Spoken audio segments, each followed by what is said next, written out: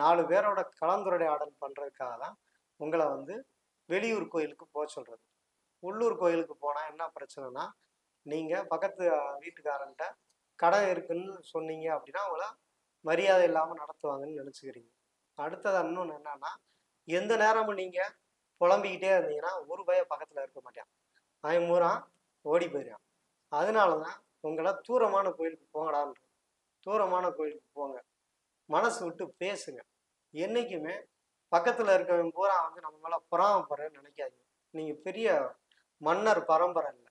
உங்களை எல்லாரும் வந்து அப்படியே வந்து உங்கள் மேலே பொறாமப்படுறது, என்னைய ஒருத்தன் பார்த்துட்டேன் அதனால எனக்கு இப்படி ஆயிடுச்சு, நான் வந்து இந்த வேலை பார்க்குறேன் பொறாமப்பட்டேன் வேலை போச்சு, இதெல்லாம் நடக்காத ஒன்று. இதெல்லாம் வந்து மனநோய்.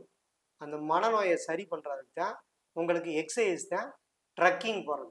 மலை மேலே உள்ள கோயிலுக்கு வருஷத்துக்கு ஒரு தடவை போங்கடா, கடல் கோயிலுக்கு ஒரு தடவை போய் முங்கி எந்திரிச்சிட்டு வாங்கடான்னு சொல்கிறது. தூரமான கோயிலுக்கு போக சொல்கிறது. திருச்செந்தூர் முருகன் கோயிலில் திருச்செந்தூர் பக்கத்தில் குடியிருக்கவங்களுக்கும் கடல்லாம் இருக்கும். அவங்கள என்ன பண்ணுவாங்க, பழனி முருகன் கோயிலுக்கு போடாமல், ஏன்னா அவன் கடல் பக்கத்துலேயே இருக்காங்க, அவனா மலை கோயிலுக்கு போக சொல்லுவோம். ஒரு லேண்ட்ஸ்கேப் மாற்றுறது, ஒரு தன் இருக்க ஒரு சுற்றுப்புறத்தை ஒரு சேஞ்சு ஒரு மனுஷனுக்கு வேணும். அது கோயிலாக இருக்கலாம், இல்லை வெளிநாடாக இருக்கலாம், வெளி மாநிலமாக இருக்கலாம். எங்கேயாவது 4 இடத்துக்கு போனால் தான் உங்களுக்கு டிப்ரெஷன் குறையும், கடன் அடைக்கிறதுக்கு வழி கிடைக்கும். கடன் கொடுத்தவன் கேட்கக்கூடாதுன்றது. என்கிட்ட இருக்கவங்க நிறைய பேர் கடனை வாங்கிட்டு, சார் எனக்கு இப்போ எதுவும் டைம் சரியில்லை சார்னு இடையில கேட்பாங்க. என்னங்கன்னு கேட்டால், கடன் கொடுத்தவன் கேட்குறாங்க.